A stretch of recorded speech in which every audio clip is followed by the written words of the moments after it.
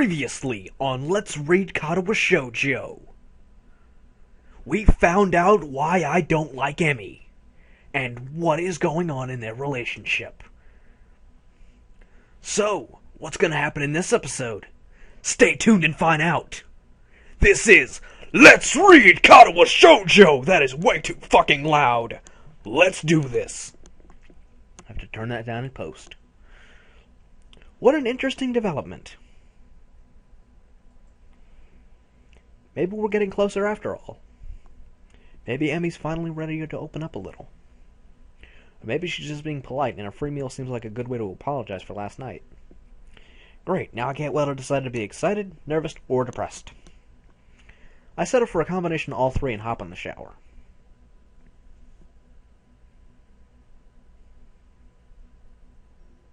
I could have waited an extra minute and had a formal sign-off. Great. 5 stars. Okay. Ooh, buddy.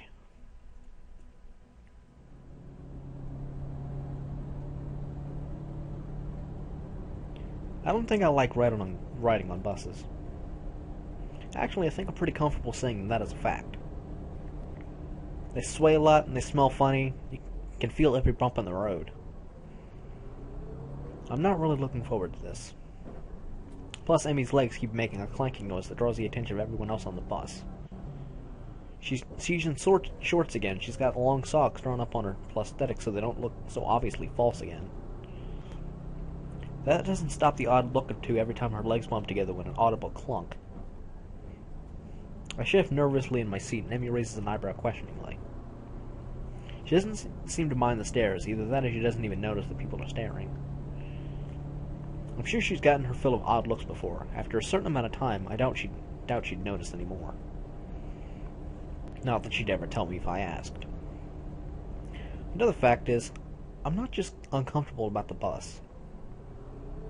I can't seem to come to terms with the fact that Emmy appears to be trying to bring me closer while I'm at the same time pushing me away. The nurse said she trusts me, even if it doesn't look like it. But I'm not sure I can trust the nurse. He's protective of Emmy, just like I'm protective of Emmy, and I'd be likely to say something to make her look good if someone asked me about her. So he might just be doing that. Still, there was something about the way he seemed genuinely surprised that Emmy invited me along. Maybe last night's talk helped more than I think, but I'm still worried. Meeting the parents is a big deal, right? Not that I haven't already met Emmy's mother, but that was just as an acquaintance. Now it's going to be as Emmy's boyfriend, with everything that implies. I can feel my heart pounding in my chest, an echo of the snow-covered afternoon that feels like it was so long ago that it might as well be another life entirely. Except then, I didn't know what was going on. I also didn't have medication to help prevent things spiraling out of control. I've come a long way in terms of my physical health, and for the second time today, I feel like I'll be able to live normally now, or at least as normally as possible. Now, if I could only manage my relationship as well as I've managed my heart, I'd be in great shape.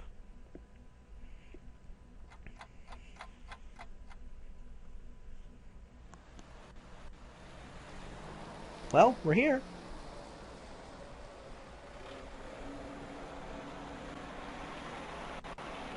Emmy grabs my hand as soon as we stepped off the bus. She starts heading down the street almost immediately.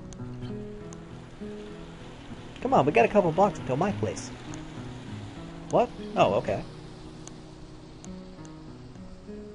I follow Emmy down the street, watching her confident stride. She's setting kind of a quick pace for just a walk. Guess she's anxious to get there. So does your mom do this sort of thing often? Nah, not too frequently. Mom's never been much for playing hostess. Oh yeah? Yeah, my dad was always the one pushing her to have people over. This sudden and unprompted reference to her father catches me off guard. And from the look on Emmy's face, I'm not sure she meant to mention him. I think I've only ever heard her talk about him once. All I remember is that Emmy's mom told me that he wasn't around anymore. Oh, your mom prefers solitude? Emmy laughs, either from relief that I didn't about her father or from finding my statement actually funny. Not at all. She's why I'm such an outgoing person, you know. She just prefers to be a guest rather than a hostess. It's less stressful that way, or so she says. Clearly, she's never had to meet her girlfriend's mother for dinner. Emmy giggles again and speaks in a teasing tone. Nervous, Sal? You shouldn't be, you know. It's not that big a deal. Just dinner at my house, that's all. Yeah, but have you ever brought home a boyfriend before? I confess that part of me dreads hearing the answer to this. I know very little of Emmy's past relationships. I don't even know if there were past relationships. No, I guess I haven't. Hey, maybe this is going to be kind of a big deal after all. Oh good, now I feel twice as nervous. But to tell the truth, I'm actually pretty happy to hear I'm the first one. Maybe we've got something special after all. Bolstered by this new thought, I've managed to calm down considerably by the time Emmy knocks on her front door. Hey Mom, open up, we're here!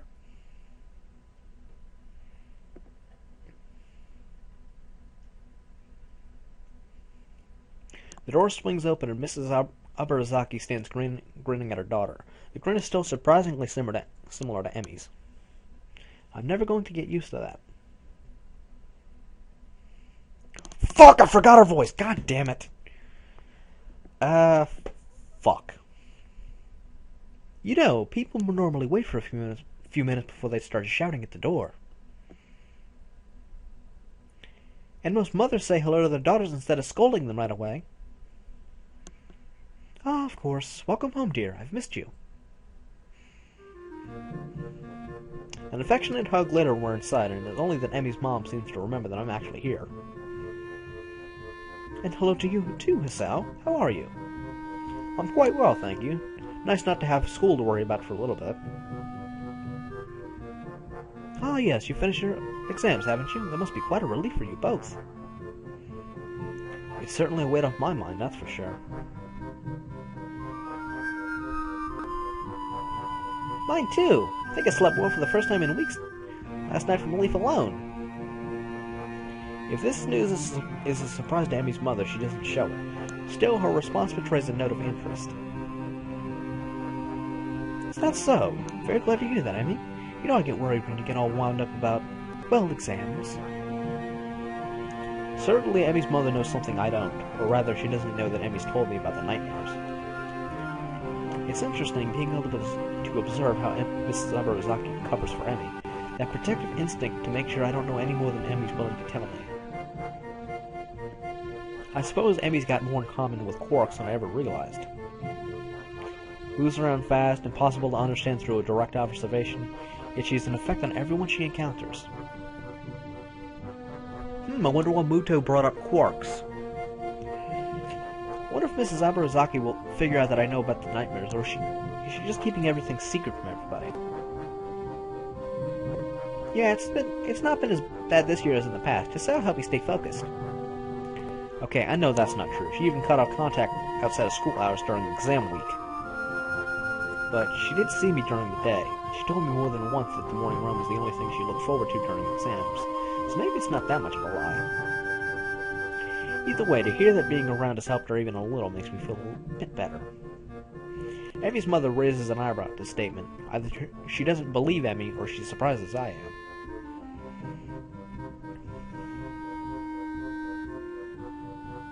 Well, then it appears it's a good thing you two have become so close. I tell you to take good care of my daughter, Sal, but it looks like you're already doing that. Emmy grins at this and seems to take pride in my having managed to ingratiate myself with her mother so easily. Actually, I'd say your daughter's been the one taking care of me. She's gotten me out and running. Probably been more acting since meeting her than I ever was, even before. I'd actually never thought of that before, nor I'd ever appreciate the humor in it. I wasn't too active before the heart attack. Pickup games of soccer don't really count since they weren't that common. So now I know for sure that I have a weak heart. Now I run every day, pushing my luck with the help of my medication. I chuckle quietly, then realize I never finished my sentence. Well, before I had my heart attack and went to the school here. Comes out so casually. It was a time that I would have thought twice about talking about what was wrong with me at all. But now it just seems silly to care, especially in the company of Emmy and her mother. If Emmy can be cavalier about her disability, then so can I. I think back to the track meet where Emmy declared herself the fastest thing on no legs. The fact that her obvious loss has never seemed to bother her, at least not in public. Being stuck in the wheelchair frustrated her, I know, but even that was something she dealt with on her own, despite my efforts to the contrary. Emmy has a way of bringing out the more active side in people. I've never quite figured out how she does it. Those puppy eyes she gets, for starters. I'm not surprised that she managed to rope you into an exercise routine. If Ruin weren't just as stubborn as she is, I'm sure that Emmy would have gotten her out and running with you too. Oh, that reminds me, Ren says hello. I drift to the outer edges of the conversation again as we move into the dining room to eat. It smells delicious in here, and the spread that Emmy's mom has produced is impressive. Well, you made enough to feed an army in here. Is it too much? Well, you can always take some leftovers with you when you go. That sounds great. I can only handle cafeteria food for so long. Something home-cooked would be a welcome change of pace. What he said. Thanks, Mom. The food tastes as good as it smells, and there's a lull in the conversation while we all dig in. Emmy assaults her plate with the unusual amount of gusto, and I will admit that I set a pretty fast pace myself. So, Sal, I hear that you and my daughter here have gotten rather close, The urge to say something like "not really" is so strong that I opened my mouth to say it, but then reassert control. We are close, there's no getting around it. I mean, Emmy's brought me here, hasn't she? Fortunately, both Emmy and her mother seem to take my reaction as a sign that I'm caught off guard rather than considering saying something cruel. I suppose we have. I blame the morning runs myself. Make it sound like a bad thing, Sal. Well, I for one found it a relief. Why's that? Emmy's always been a popular girl, but never made many close friends. This is a bit of news to me. I always see Emmy chatting with her classmates in the hallways. And certainly the whole track team seems to love her. But it is true that she chooses to isolate herself during lunch with Ren and me. Not exactly the sort of behavior one expects from a popular girl, after all. Then again, I've experienced her unwillingness to get close firsthand, so I can't say that I'm that surprised. I was beginning to have my doubts. Emmy rolls her eyes to the ceiling and grumbles something I can't quite make out. Huh? What? What's that you just said? Nothing. Mrs. Aberozaki chokes on her drink with laughter. You've been hanging out with the nurse too long, Emmy.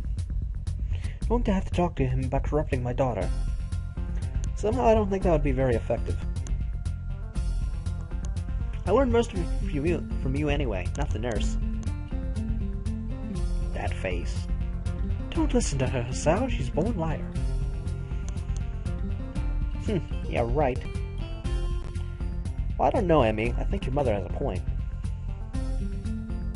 What? You traitor! You're supposed to take my side in this.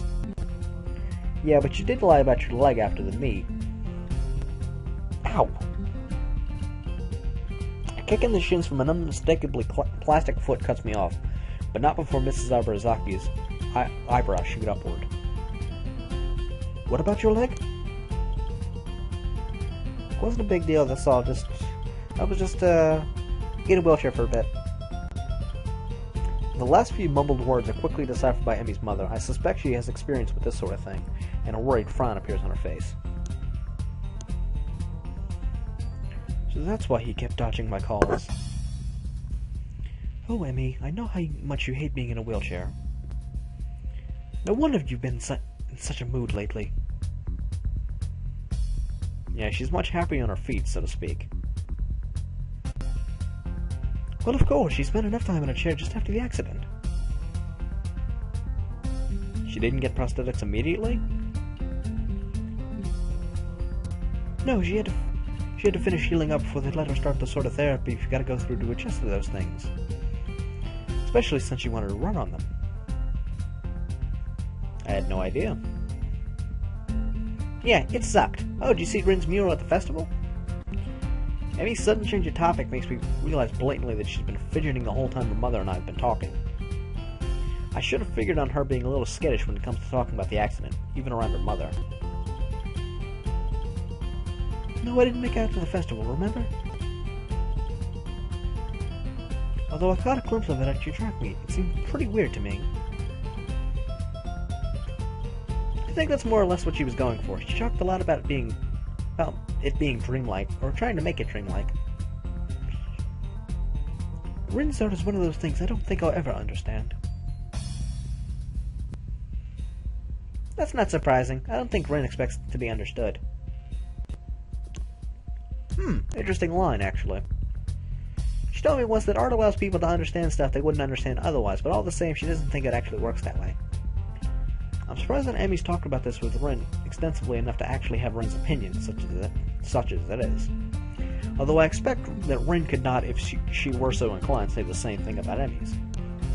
Unless, of course, Emmy's purposefully keeping me in the dark about everything, which is likely, but unpleasant to think about. I drift down this unpleasant train of thought for a while, losing track of the conversation. Hey, Emmy, I've been meaning to ask. Huh? Are you going to visit your father this year? From the way she says it, you'd think Emmy's mother was talking about the weather. From the way Emmy reacts, it's clearly not the weather they're talking about. She flinches, a slight jerk of the head backward as if she'd just been slapped in the face. Can we talk about this later? Her voice sounds brittle, strained. Looks as if she's been severely shaken by the question. It seems that Mrs. Abarazaki misjudged just how close Emmy and I are. Some things, it seems, are best not conversed about with me around. Her father is one of these things. The accident that took her legs is probably another one of those things, if her reaction to the earlier conversation between her mother and myself was any indication. It doesn't take Emmy's mother long to realize that she screwed up. Of course we can, dear. Sorry to bring up. I just wanted to ask so I can make it plans. It's fine. Don't worry about it. Emmy fidgets nervously, as if embarrassed by her own reaction. I confess that her reaction is confusing. She only just mentioned her father to me earlier today, less than a few hours ago even. Why does a simple question about when she'll visit her father cause such a strong reaction? Unless whatever serenity she claimed to have reached by means of our talk the previous evening has suddenly evaporated. Or it didn't help as much as she thought, or claimed. I'll, be right back. Gotta visit the little girl's room.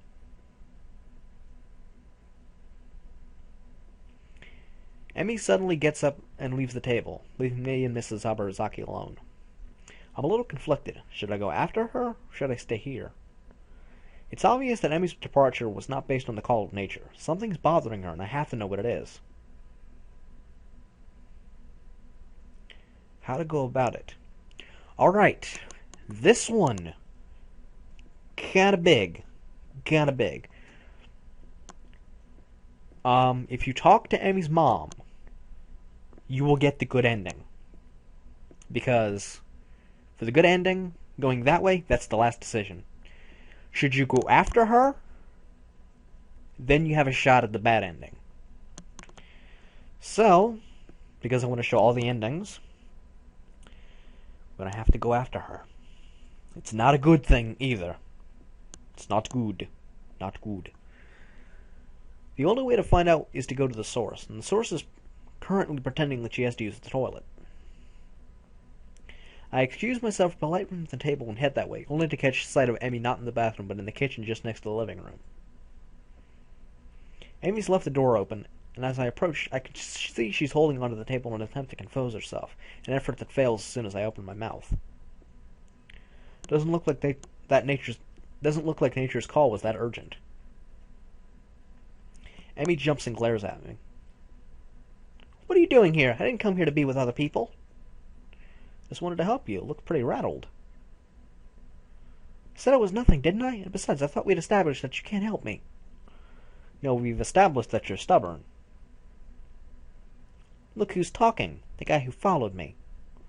This is different. I want to help you with whatever this is.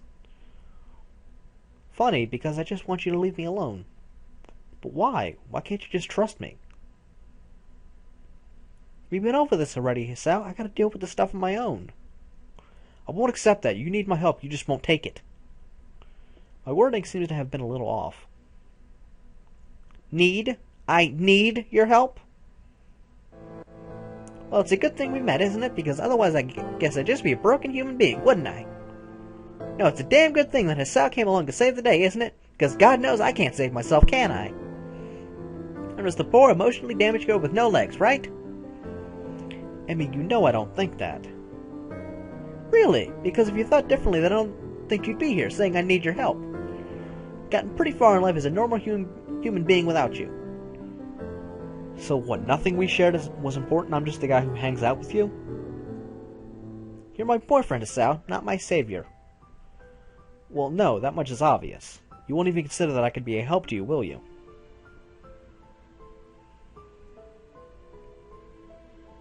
You just bottle it all up and hope that a run will solve your problems, or you'll come visit me and we'll fool around until you feel better. That's just not being a healthy human being, Emmy. That's not what a relationship means.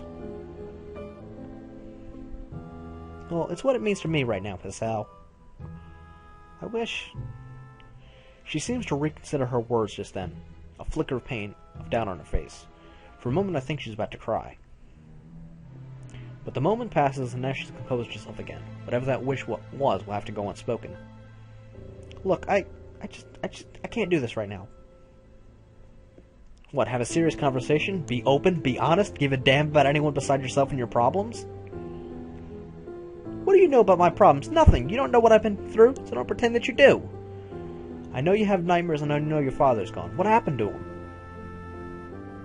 Amy's head jerks backwards as if I had just slapped her. That brittle quality has gotten back into her voice. That's enough. This is stupid. This whole conversation has just been variations of Emmy stonewalling me. What, you won't even answer this question? Fine, keep your secrets. They can lie in the grave as far as I'm concerned. Oh! Oof. Bad wording. Bad wording. Emmy's eyes widen in shock. When she speaks again, it's a voice that is low, dangerous. Get out of my house, Hisao. That's completely justified. Hisao fucked up majorly with that line. Majorly fucked up. Yeah, Hisao, get the fuck out of her house. You fucked up. Get the fuck out of her house, right now. Do it. The sudden change in her tone snaps me out of my self-righteous anger and makes me realize with a dawning horror what I've just said. Emmy, I didn't mean... I said go, Hisao. Tell my mother that she cooked a wonderful meal, but you've forgotten a prior engagement, and get out of my house. She's trembling now, shaking with anger or sadness or determination. Her voice is still low, controlled, almost a growl. I reach out to put an arm around her shoulder, to apologize for going too far, but she jerks away from my touch. Get out. What can I do? I walk out of the kitchen and go to the living room, make my apology to Mrs. Abarazaki, and let myself out.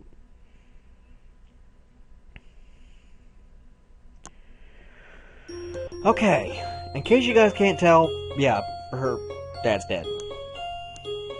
But what we don't know is how he died.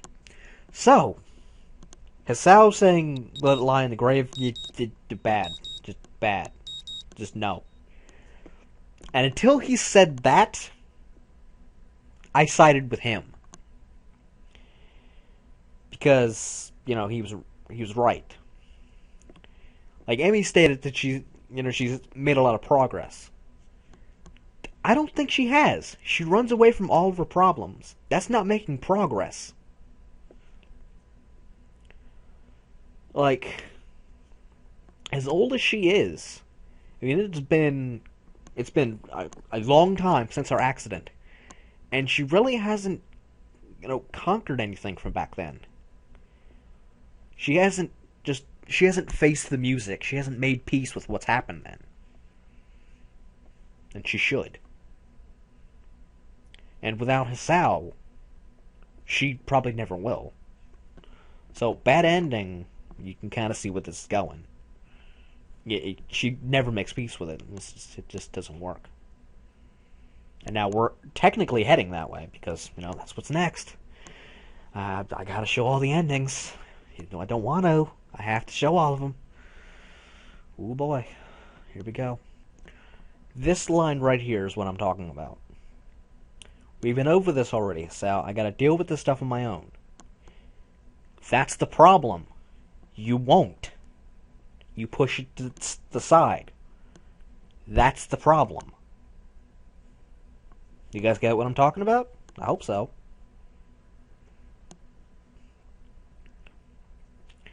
The morning alarm sounds and I roll over, switching it off. My eyes open blearily to stare at the ceiling.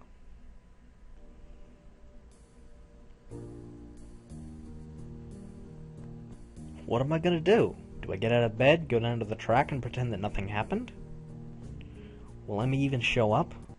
After last evening's events, I doubt it. Even supposing that you did, what would I do then? Get over this fight just to dance the same routine the next time something's bothering her? I know that I spoke hastily last evening, especially trying to use her father as leverage. But was anything I said really off the mark? She won't let me in ever, and she'll be forced to suffer alone. Nothing I do, nothing I say is going to change that. She won't change, and she's already decided to keep me at arm's length. Can I really bring myself to go down there and see her, knowing that I'm never going to get past where I am now?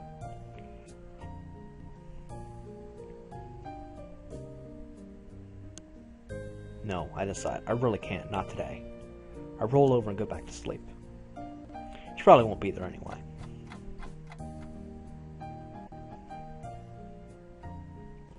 She would pretty much have to be there. I mean, if it's on her mind, she'll run it off. That's what she does. It's not right, but that's what she does. A similar mental conversation repeats itself when it comes time to go to lunch, and I eat in the cafeteria alone. I don't want to see her. The very thought makes me feel ill. That night, I go for a run. I'm solo for the first time since Emmy got sick after the track meet. Skip seeing the nurse, just in case he asked about Emmy. I don't want to talk about her either.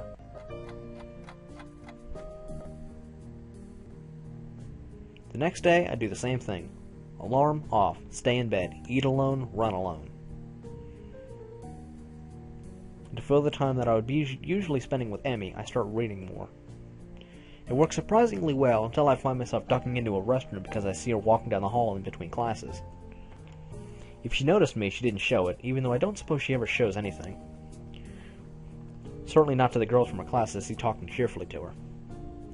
Or to her fellow track members. Especially not to me.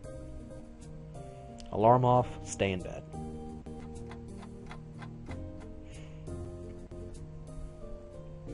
Muto and I have a lengthy talk about the possibility that the string theory is plausible. I don't buy it myself. More than 4 dimensions I can buy, but a bunch of vibrating strings at the subatomic level? That's asking a bit much. Looks like I'm not the only one to think this way too. Apparently it's not really as strong a theory as it once was. Muto says that it's just because nobody's found the right way of looking at the data yet.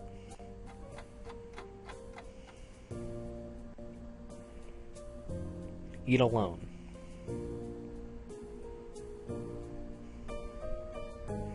The rooftop is deserted today. I briefly wonder where Emmy and Ren are, but shrug off the question.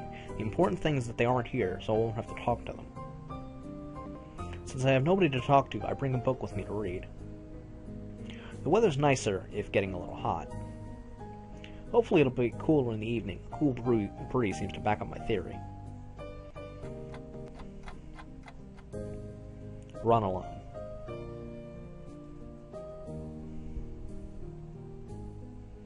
It is, in fact, cooler at the track.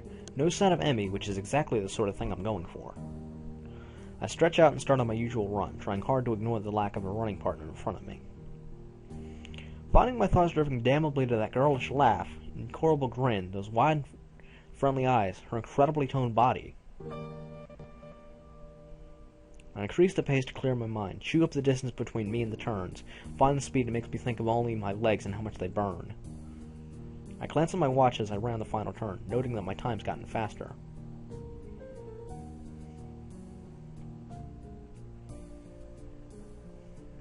My heart seems a little squirrely tonight, so I give myself few extra cooldown laps just to be safe. No reason to bring this to the nurse's attention. I'll be fine. Or rather, Emmy-ish thought to have, I'll admit. I have to hope that I'll eventually stop thinking about her so much. I finished another book before going to bed that night. I'll have to stop by the library tomorrow.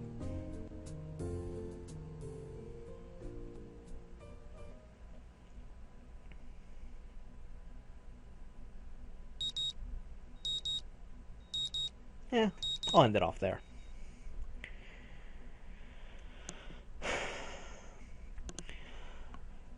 Alright, next time on Let's Read Katawa Shoujo, we may get to the splitting point of this arc, where we'll make the save, so we can quickly come back and get to is it Act 4? Yeah, I think so. Have the split between the bad and good endings. So stay tuned for the next exciting, feels-filled episode of Let's Read Katawa Shoujo!